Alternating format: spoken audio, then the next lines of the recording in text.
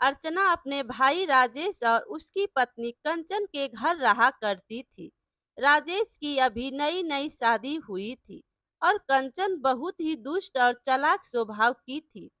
एक दिन कंचन राजेश से अकेले में कुछ बात कर रही थी और कहती है, अरे जी, ऐसा कब तक चलता रहेगा? तो राजेश कहता है, कहना क्या चाहती हो कंचन? तो कंचन कहती है, आपको तो कुछ समझ में नहीं आता है, रहने ही दीजिए आप। तो अब राजेश कहता है, अरे बोलो तो, तुम्हारे लिए तो मैं कुछ भी करने को तैयार हूँ। कंचन तो कंचन कहती है, अच्छा, तो कुछ भी?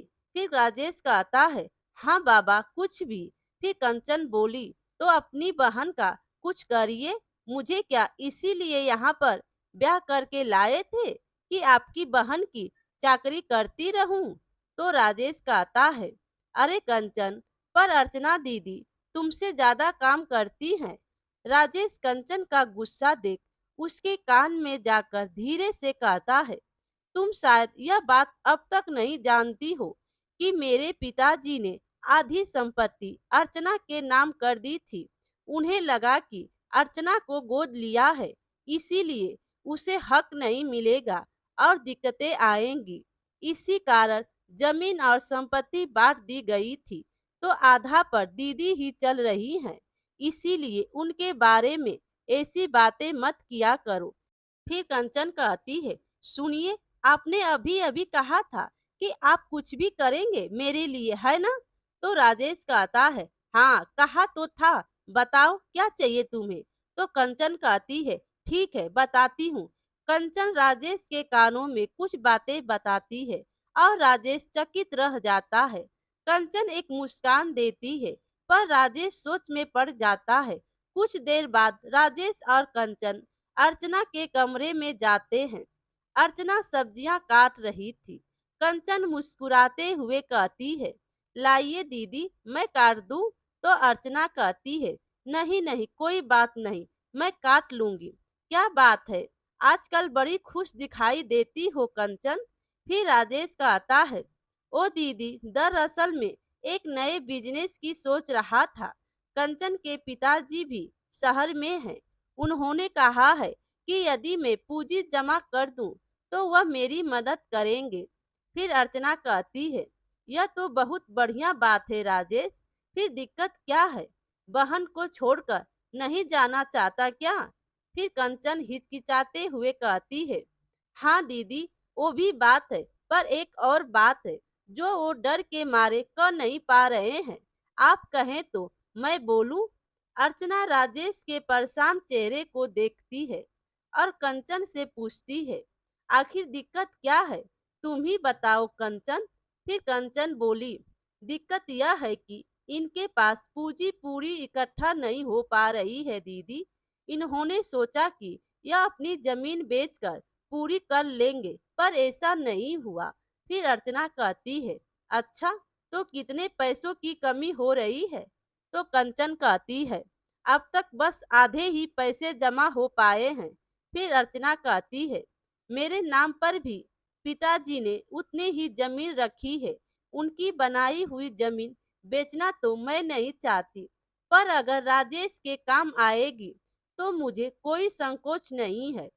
कंचन सफल होने पर मुस्कुराने लगती है और दोनों पति पत्नी अर्चना के साइन लेकर कुछ दिनों में सारी जमीन बेच देते हैं। एक हफ्ता बीत गया था और आज सब ट्रेन में बैठकर शहर के लिए निकल पड़ते हैं। फिर अर्चना कहती है, शहर तो मैं आज तक नहीं गई, बस पिताजी कहते थे कि किसी दिन ले चलेंगे। फिर राजेश कहता है, हाँ दीदी, इसीलिए तो हम शहर चल रहे हैं। इस तरह से पिताजी की बात भी पूरी हो जाएगी। फिर अर्चना कहती है, तुमने मुझे अपने साथ लाकर बहुत अच्छा किया राजेश, मुझे अकेले रहने का बिल्कुल मन नहीं था। फिर कंचन कहती है, अरे दीदी, आपकी वजह से तो हमने शहर आने के पैसे जुटा पाए और उनके व्यवसाय के लिए भी। फिर अर्चना कहती है, हाँ हाँ, इतना तो मैं कर ही सकती हूँ कंचन। बातचीत करते करते काफी समय बीत गया और सब एक स्टेशन पर पहुंचते हैं। राजेश कंचन और अर्चना के साथ एक स्टेशन पर पहुंचता है। तो अर्चना कहती है, क्या हम शहर आ गए राजेश? तो राजेश कहता है, हाँ दीदी, हम आ गए हैं, बहुत भूख लग रही है। क्यों कंचन? फिर कंचन कहती है, हाँ भूख तो लगी है। तो अर्चना कहती है, ओ देखो वह भेलपूरी की दुकान लगती है, मैंने तो बहुत सुना है, मुझे वही खाना है। फिर कंचन कहती है, हाँ ठीक है, आप लाइन में लग जाइए और भेलपूरी ले आइए। तो अर्चना कहती है, ठीक है, जैसा तुम कहो। राजेश और कंचन ट्रेन में जाकर बैठ जाते हैं और अर्चना भेलपूरी लेने के लिए खड़ी हो जाती है। ट्रेन के अंदर बैठा राजेश कहता है, कंचन क्या यह सच में सही रहेगा? फिर कंचन कहती है, आप चुप ही रहिए, ऐसे ही छुटकारा मिलेगा। अब शांति से बैठिए और परेशान मत करिए। असल में राजेश और कंचन अर्चना को वहीं छोड़कर जाने के फिराक में थे, क्योंकि पैसे मिलने के बाद अर्चना उन्हें बोझ लगने लगी थी। कुछ ही पल में ट्रेन चल पड़ी और अर्चना भेलपूरी लेकर दोनों के लौटने का इंतजार कर रही थी। फिर थोड़ी देर में अर्चना कहने लगती है, पता नहीं दोनों कब आएंगे, यह भेलपूरी भी खराब हो जाएगी। कोई बात नहीं, आने दो, राजेश को आज खूब डांट लगाऊंगी। बेचारी अर्चना, जिसने बचपन से राजेश को इतना प्यार दिया, भले राजेश उसका सगा भाई ना हो, आज उसी राजेश ने उसे रेलवे स्टेशन पर अकेला छोड़ दिया। काफी समय बीत गया, अब रात होने को आई। अर्चना हड़बड़ा कर उठी और पास ही खड़े स्टेशन मास्टर से पूछने लगी, अरे मास्टर जी, मेरे साथ में मेरे भाई भाभी आए थे, मैं घंटों से उनका इंतजार कर रही हूँ, पर वो अब तक नहीं आए। तो स्टेशन मास्टर कहते हैं, अच्छा बिटिया, यहाँ कोई घटना तो आज हुई नहीं और मुझे बोलते बुरा लग रहा है, पर शायद वह दोनों तुम्हें अकेला छोड़कर चले गए हैं। फिर अर्चना कहती है, नहीं नहीं, ऐसा नहीं हो सकता, मेरा राजेश कभी ऐसा नहीं करेगा। उसके लिए मैंने यह भेलपूरी खरीद कर रखी थी, पर वह अब तक नहीं आया। फिर स्टेशन मास्टर कहते हैं, बिटिया, मैं कई सालों से यहाँ पर स्टेशन मास्टर हूँ और मैंने कई घटनाएं देखी है, और यदि अगर तुम्हें कोई भूल कर चला गया होता तो वह अब तक यहाँ वापस आकर तुम्हें ले जाता। अर्चना की आंखों में आंसू आ गए। वह इस बात पर भरोसा ही नहीं कर पा रही थी कि असल में उसके साथ राजेश कभी ऐसा कर भी सकता है। यह सोच सोच कर अर्चना रोने लगती है। 2 दिन बीत गया, अर्चना ने कुछ भी नहीं खाया पिया। उसकी हालत बहुत नाजुक हो गई थी। स्टेशन मास्टर ने उसकी यह हालत देखी और उसके लिए समोसे लेकर आए और बोले, बिटिया, तुम्हारी उम्र की आज मेरी बेटी होती जो बचपन में खो गई थी, मुझे तुम्हारी यह दिक्कत देखी नहीं जाती। तुम ऐसा करो कि मेरे घर चलो और यह लो, बहुत ही बढ़िया चीज लाया हूँ, खाकर देखो। फिर अर्चना रोते हुए कहती है, मेरा मन नहीं है मास्टर जी, मुझे कुछ समझ में नहीं आ रहा। फिर मास्टर जी कहते हैं, अच्छा, थोड़ा सा खा लो, मेरी पत्नी बहुत बढ़िया खाना बनाती है और यहाँ स्टेशन पर यूं बैठे रहना तुम्हारी सेहत के लिए अच्छा नहीं है। अर्चना की आंखों में अब नम थी और उसे अब कुछ सूझ नहीं रहा था, पर उसने जैसे ही समोसा खाया उसका मन कुछ अच्छा हो गया और बोली, समोसा अच्छा है। फिर स्टेशन मास्टर हंसते हुए कहते हैं, चलो बिटिया, अब घर चलो, मैंने अपनी पत्नी से पहले ही कह रखा था कि वह तुम्हारे लिए कुछ अच्छा बना कर रखे। अर्चना स्टेशन मास्टर के घर जाती है और वह उनसे और उनकी पत्नी से कहती है, मैं यह नहीं चाहती कि मैं रोज इस घर में बिना कुछ पैसे दिए खाते रहूं। कृपया मुझे कुछ काम दे दीजिए मास्टर जी। फिर मास्टर जी कहते हैं, बेटा, स्टेशन पर मेरी ही एक दुकान है, तुम उसे अपने हिसाब से इस्तेमाल करो और जो बनाकर बेचना चाहो बेचो।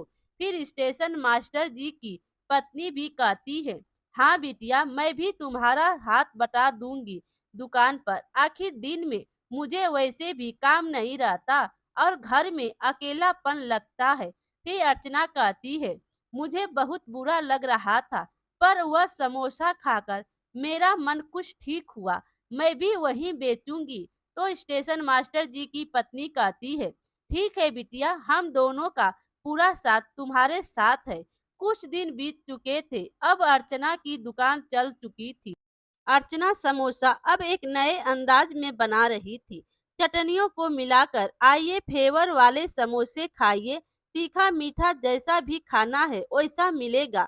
लोग कतार लगाकर खड़े थे। कुछ ही दिन हुए थे कि पर समोसे की दुकान बढ़िया चलने लगी थी और स्टेशन मास्टर आए और बोले, बस कुछ ही दिन तो हुए हैं और तुम्हारी दुकान बहुत अच्छी चल रही है बिटिया। इसी तरह से चलता रहा तो तुम एक बहुत बड़ी व्यापारी बन जाओगी। फिर अर्चना कहती है, अब भी पापा?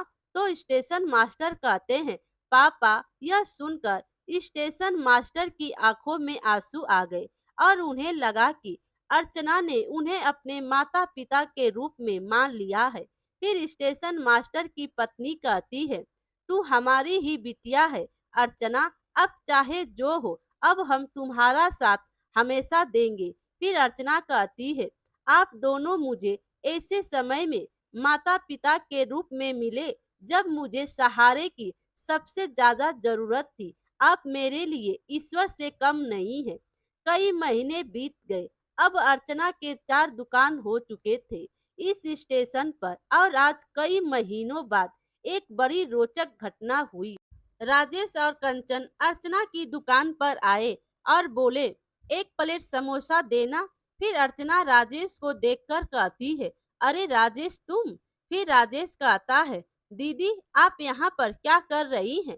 तभी कंचन कहती है, दुकान पर काम दे दिया होगा किसी ने दया खाकर, चलो अब 2 प्लेट समोसे दे दो। फिर अर्चना कहती है, जी अभी लाई। दोनों समोसे लेकर खाते हुए बात करने लगे। तो कंचन कहती है, चलो अब तो आपको बुरा नहीं लगेगा ना, अब कम से कम इसे कोई काम तो मिल गया है।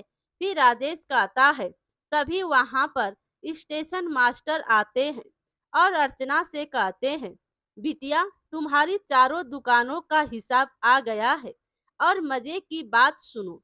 फिर अर्चना कहती है, वह क्या है पिताजी? तो स्टेशन मास्टर कहते हैं, इस बार का लाभ लाखों में हुआ है बिटिया। तो अर्चना कहती है, यह सब तो आपका ही है पिताजी। अगर आप ना होते तो मेरे पिता के होने के बाद किसी का एहसास ही नहीं होता। तभी पास में खड़े कंचन और राजेश को भी यह बात सुनाई देती है। तो कंचन कहती है, लाखों का लाभ आपने सुना? तो राजेश कहता है, सुना तो सही कंचन, पर तो कंचन कहती है, पर वर कुछ नहीं, चलिए मेरे साथ। कंचन राजेश को लेकर अर्चना के पास आ गई और बोली, ओ दीदी जरा सुनना, हम उस दिन आपको भूलकर आगे चले गए थे और फिर पैसों का इंतजाम ही नहीं हो पाया, तो आज यहाँ आ गए हैं। क्यों जी? तो राजेश कहता है, हाँ हाँ दीदी, यह सही कह रही है, आप हमारे साथ चलिए। फिर कंचन कहती है, हमको माफ कर दीजिए दीदी, मैं तो सोई नहीं थी कितने दिनों तक आपकी चिंता में। मैं बहुत खुश हूँ कि आपने अपना व्यवसाय भी बना लिया है। फिर राजेश भी कहता है, हाँ दीदी, बहुत चिंता हो रही थी, आप हमें माफ कर देंगी ना? तभी स्टेशन मास्टर कहते हैं, तुम दोनों? तो अर्चना कहती है, नहीं पिताजी, गैरों से कैसा गुस्सा, और राजेश इसमें माफ करने वाली कोई बात नहीं है। तुमने जिस भी वजह से मेरे साथ ऐसा किया या किसी की बात में आकर ऐसा किया, पर सच यही है कि मास्टर जी से ज्यादा अपना इस दुनिया में और कोई नहीं है। फिर कंचन कहती है, दीदी सुनिए तो अर्चना कहती है, आशा है कि समोसा आपको बढ़िया लगा होगा और आइएगा। राजेश और कंचन की आवाज उनके गले में ही रह गई। दोनों हताश होकर वहां से निकल गए। फिर मास्टर जी कहते हैं, बिटिया माफ करना, शायद मुझे उन पर गुस्सा नहीं करना चाहिए था। फिर अर्चना कहती है, नहीं पिताजी, गलती मेरी थी। मैं नहीं चाहती थी कि आप इन लालची लोगों के मुंह लगे। आप और माँ का बहुत प्यार मिला है मुझे। मैं आपको कभी छोड़कर नहीं जाऊंगी और इस समोसे की दुकान को और बढ़ाऊंगी। अर्चना जो किस्मत की ठोकर खाकर ऐसे कगार पर थी कि कभी उभर ही नहीं पाए, कुछ अच्छे लोगों के सहारे से और खुद पर विश्वास करके आज वह एक व्यापारी बन गई थी और सफलता उसके पीछे भाग रही थी। मेरे प्यारे दोस्तों, कहानी अच्छी लगी हो तो लाइक कीजिए और अपने दोस्तों में भी शेयर कीजिए और चैनल पर नए हो तो चैनल को सब्सक्राइब कीजिए। Thank you.